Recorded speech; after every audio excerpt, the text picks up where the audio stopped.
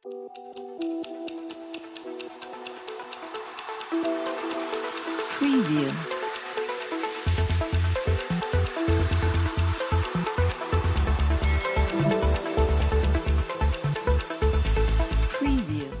बिस्मिल्लाहिर्रहमानिर्रहीम। अस्सलामु अलैकुम वरहमतुल्लाहि वबरकातुहू। औकात टीवी में अब्दुल जब्बार अंसारी आपकी खिदमत में हाजिर है। जिस तरह कि हम न्यूज़ भी आपको देते रहते हैं, नात ख़ान और फ़नकार, इसी तरह आज एक बहुत बड़ी शख्सियत चकवाल से इनका ताल्लुक़ है। मलिक काशिफ़ आवान साहब मारूफ़ शायर हैं, PhD स्कॉलर हैं। आज हमारे प्रोग्राम में हमारे मेहमान हैं, तो आज इनसे हम इनकी शायरी के हवाले से गुफ्तगू करते हैं। अस्सलाम वालेकुम सर। वालेकुम अस्सलाम जनाब। मलिक साहब कैसे हैं आप? अल्हम्दुलिल्लाह, आप सुनाइए। सबसे पहले तो आपका बहुत बहुत शुक्रिया कि आपने अपनी मसरूफियात से वक्त निकाला और हमारे प्रोग्राम में आप तशरीफ़ लाए। मेरे लिए एजाज़ है जनाब, आपने मुझे याद किया और मैं हाज़िर हो गया। अच्छा मलिक साहब, ये बताइए कि आपकी जो शायरी है इसका आगाज़ कब हुआ? अब कब आपको पता चला कि आप शायर हैं? एक्चुअली शायरी तो अच्छी लगना शुरू हो गई थी तीसरी चौथी क्लास में ही। फिर मैं बाकायदा शेर मौजू होना शुरू हो गए, मिसरे बनना शुरू हो गए चौथी पाँचवीं क्लास में। छठी में मैं शहाबनामा पढ़ रहा था, तो उसमें कुदरतुल्लाह शाहब ने अपना वाक़या लिखा है कि मैंने एक ब्याज बनाई हुई थी और उसमें मैं बाकायदा शेर लिखता था। तो बस उसको क्लिक किया मेरे ज़हन में भी, और मैंने भी एक डायरी बना ली और उस पर बाकायदा लिखना शुरू कर दिया। मुझे अच्छी तरह याद है 1997 में 1997 में हमारे गांव में गोल्डन जुबली पे एक मेला हुआ था, तो उसमें मैंने पहली नज़्म लिखी थी। Very good. ये मैं इस वक्त क्लास 7th का स्टूडेंट था, 7वीं क्लास में पढ़ता। ज़बरदस्त। ये उस वक्त से चल कर। अच्छा मलिक साहब, आपको याद है कि पहला शेर जो आपने पढ़ा हो, याद है कुछ? पहला शेर बाकायदा, पहली नज़्म, पहली गज़ल, कोई शायरी? वो जो है नज़्म जो मैंने कही थी उसका एक शेर याद है कि इरशाद।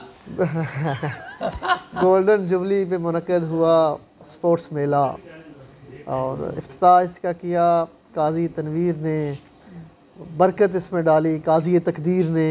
इस तरह करके वो मैंने नज़्म जोड़ी थी। वो पहला शेर जो भी मुझे याद है वो यही है कि इफ्तिताह इसका किया ख्वाजा तनवीर ने, बरकत इसमें डाली काजी तकदीर। ठीक है। अच्छा मलिक साहब, ये बताइए कि ये आपकी मुख्तलिफ फोकस होता है ना, कुछ ख़वातीन से मोहब्बत का इजहार होता है, कहीं मर्दों से मोहब्बत का इजहार होता है, कहीं कल्चर से मोहब्बत का इजहार होता है। तो आपकी जो शायरी है वो किस चीज़ को फोकस करती है? ये भी एक असल में वो एक सलसबील सी लहर है, वक्त के साथ साथ इसमें तब्दीलियाँ आती रहती हैं। शायरी स्टार्ट में हमारी भी वो कॉलेज और यूनिवर्सिटी के दौर में वही गमे जाना वाली शायरी थी, जुल्फ़ की शायरी थी। फिर मैंने जब बाकायदा शागिर्दी इख्तियार की, उस्ताद मेरे उस्ताद हैं मंजर फ्लोरी साहब, बड़े मारूफ नातिया शायर हैं। गैर मनकूत शायरी में उन्होंने 8 किताबें लिख दी हैं। ये गैर मनकूत क्या होता है? एक गैर मनकूत वो शेर है जिसमें पूरे शेर में कहीं आपको नुक्ता नहीं मिलेगा। अरे हाँ, मनकूत नुक्ता से है। नुक्ता से, ये गैर मनकूत जिसमें नुक्ता नहीं है। उन्होंने गैर मनकूत नात में 8 किताबें लिखी हैं। बहुत बड़े शायर हैं, ज़बरदस्त, सदारती अवार्ड याफ्ता शायर, तो वो मेरे उस्ताद हैं।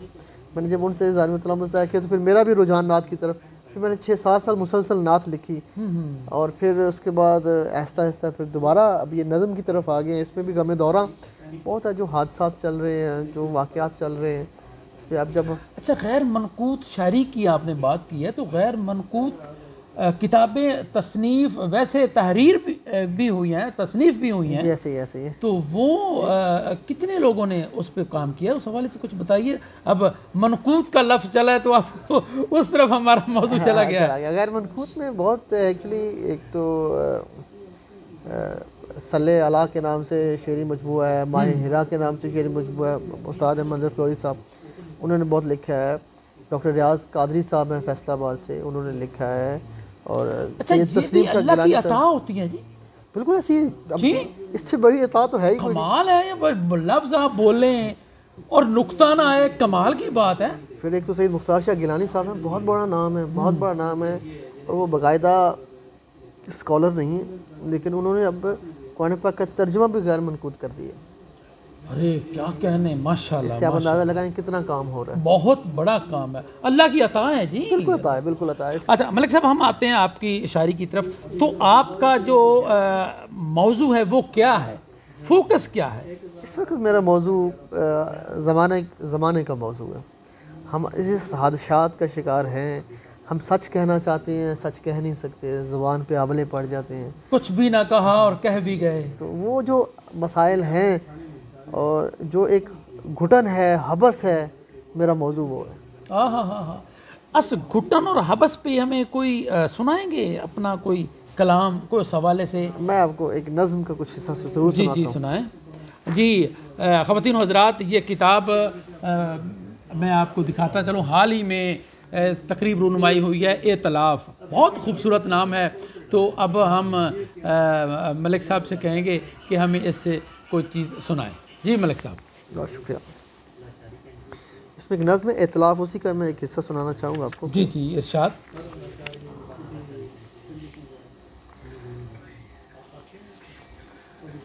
ہم نے افلاس کے تپتے سورج کی داستان کہی، بے کراں بھوک کا مرثیہ لکھا، دھرتی کی سانج میں گھلتا غصہ سنا، اسی خفگی میں سلگتے بارود کا نغمہ لکھا. تیرے کیف آگی لبوں کی تلخیوں کی قسم، ہم سے جو بن پڑا ہم نے کیا، ہم نے جو دیکھا سنا بس وہی کہا، ہم نے سچ کو سچ کی حدوں سے بڑھ کر لکھا. واہ واہ واہ واہ، کیا بات ہے جی، زبردست. مگر ہم نے ہر حرف کے بدلے گندھک کے تیزابوں کا ذائقہ چکھا. واہ واہ واہ واہ واہ. منطق کے دریچوں کے طفیل زہراب کی دہشت ملی ہے، سبزے اور ندیوں کی وکالت کر کے. واہ واہ واہ واہ، کیا بات ہے. سبزے اور ندیوں کی وکالت کر کے کال کوٹھریوں میں 20 دن گزارے ہیں، سیال کیچڑوں میں کالی راتوں کی مانند رینگتے رہے ہیں، چیختے رہے ہیں، نمکین دلدلوں میں ٹنگے رہے ہیں. مجھے یقین تھا جو میں نے لکھا ہے، موسموں کے حوادث سے ماورا ہے، زمان و مکان کے قیود سے جدا ہے، لوہے محفوظ میں کہیں جگمگا رہا ہے. واہ واہ واہ واہ، کیا بات ہے. مگر وقت کے معبد میں معانی کا طور پورا جل گیا، جی جی یا کان ہی سارا منزل بدل گیا. جی جی جی. میرے حصے میں فقط گرداب آئے. یہ حسب حال چیزیں ہیں، آپ جانتے ہیں، یا جس آپ پروفیشن سے گزر رہے ہیں آپ سمجھ رہے ہیں. میرے حصے میں فقط گرداب آئے، ببول آئے، عذاب آئے، سبھی کلیے نعتیں اور سبھی اشاریے، ایٹم بم کا فلسفہ بھی، کلوننگ کا نقطہ بھی، سبھی رابطوں ضابطوں کو ایک گٹھری میں باندھ کر میں 2 ٹکے کا ایک ارزاں انسان وہاں آیا ہوں فرشتوں کے اجل میں. واہ واہ واہ واہ واہ، کیا بات. وہاں آیا ہوں اب فرشتوں کے اجل میں، اب لرزتا گرگراتا معبدوں میں سر ٹکراتا، محبت کی ایک نظر کا بھکاری ہوں. واہ واہ واہ، اپنے ماضی کی ہر سطر سے انکاری ہوں. واہ جی واہ. اب کہاں ہے اختلاف کا زام کوئی، اپنی انا کے پھر پر گو تکیہ لگائے، لبوں پر محبت کا اسم اعظم ہے.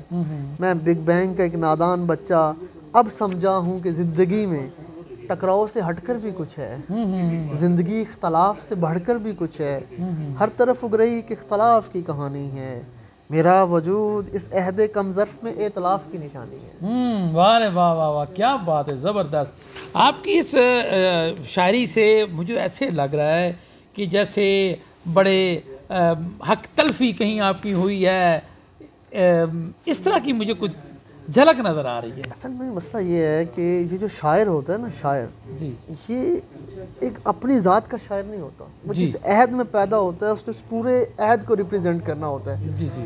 تو ہمارے اوپر، شاعروں کے اوپر، ان کے کندھوں پہ ذمہ داری ہے. اس عہد میں آپ نہیں سمجھتے کہ ابن آدم کی حق تلفی ہو رہی ہے. بالکل. تو ہم نے ان کا حق ادا کرنا ہے، ہم نے ان کا بھی مرثیہ لکھنا ہے، ان کا بھی نوحہ کرنا ہے.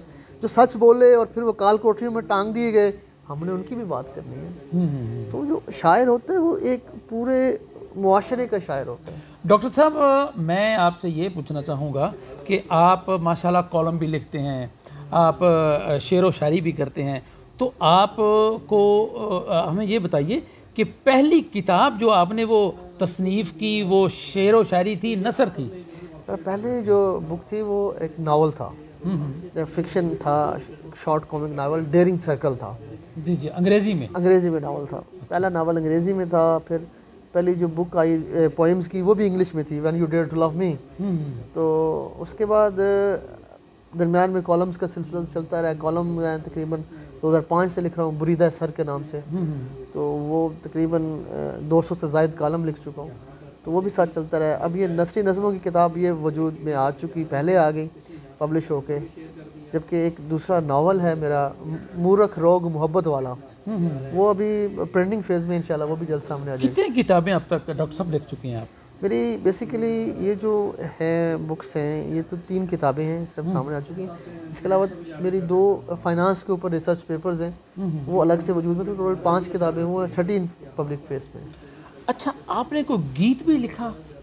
نہیں، گیت کی طرف میرا رجحان نہیں گیا.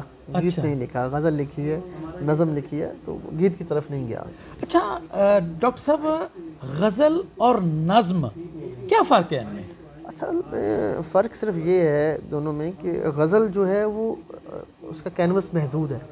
اچھا، اس کے اندر آپ محدود بات کر سکتے ہیں، 2 شعروں میں آپ نے پوری بات کرنی ہے. نظم اس حوالے سے کھلا میدان دیتی ہے. آپ ایک بات پوری سیاق و سباق کے ساتھ تمہید باندھ کے اس کے عروج پہ اور پھر اس کا اختتام کر سکتے ہیں. آپ پوری بات کہہ سکتے ہیں، اس سے لوگوں کا ابلاغ بھی زیادہ ہے نظم کی طرف. نظم اپنی بات کرتی ہے اور کھل کے. اقبال کیوں اقبال بن گیا ہے کہ اس نے زیادہ نظم گئی ہے اور پوری بات اس نے کھل کے کہی ہے. فیض نظمیں گئی ہیں تو فیض بن گیا. فراز کی جو نظم ہے وہ فراز کے وجود کی دلیل ہے. غزل محدود ہے. غزل میں یہ پھر کچھ کے پاس اتنی طاقت ہوتی ہے کہ وہ غزل میں کچھ شعر کہے اور وہ چھا جائے.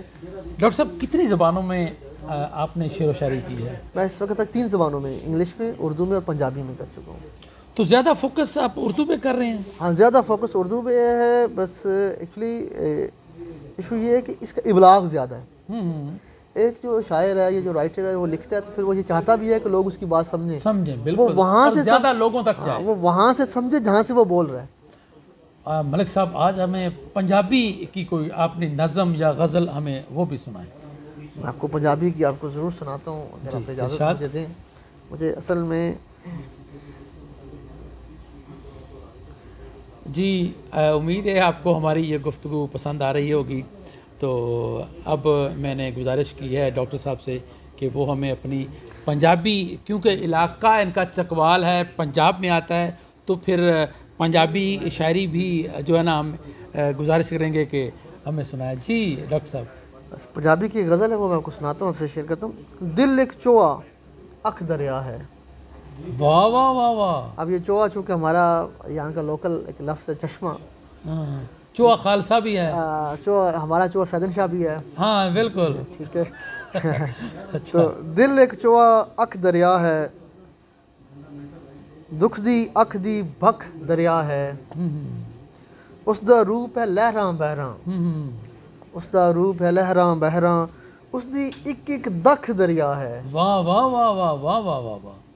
اپنے اپنے غم دی گھاڑی، اپنے اپنے غم دی گھاڑی، ہر کوئی وکھو وکھ دریا ہے. واہ جی واہ، واہ جی واہ، کیا بات ہے جی، زبردست. سوچ دے ڈونگے پانی اگے، سوچ دے ڈونگے پانی اگے، سوچو تے لکھ لکھ دریا ہے. واہ رے واہ، واہ رے واہ. میرے گیتاں دا نام کاشف، میرے گیتاں دا نام کاشف، اس نے رکھ چھڑیا دریا ہے. واہ جی واہ، کیا بات ہے، زبردست. اچھا ڈاکٹر صاحب، آپ نے ہمیں اردو میں بھی سنائی اپنی شاعری، پنجابی میں بھی، تو کوئی شعر ہو جائے، کوئی چھوٹی سی نظم ہو جائے انگریزی میں بھی؟ انگریزی میں اس وقت مجھے کوئی یاد نہیں ہے. وہ نا یہ چلو انشاءاللہ ہم گائے بگائے آپ کو زحمت دیتے رہیں گے. جی امید ہے آپ کو ڈاکٹر ملک کاشف آوان کی شاعری، ان کی گفتگو بہت اچھی لگی ہوگی. تو انشاءاللہ ان کے ساتھ نشست رہے گی. اس کے ساتھ ہی عبدالجبار انصاری اپنے میزبان کو اور میرے معزز مہمان ڈاکٹر ملک کاشف آوان کو اجازت دیجیے. اللہ حافظ.